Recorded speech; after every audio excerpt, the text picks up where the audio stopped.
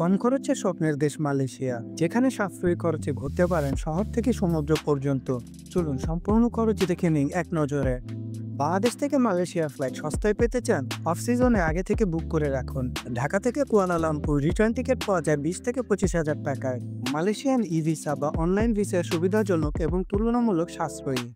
কুয়ালালামপুরের সাশ্রয়ী হোটেলে থাকুন, প্রতি রাতে 1200 থেকে 1500 টাকা। বাতু কেএফসি প্রবেশ ফ্রি, আর রাস্তার খাবারের স্বাদ এবং দাম দুটোই বাজেটের মধ্যে।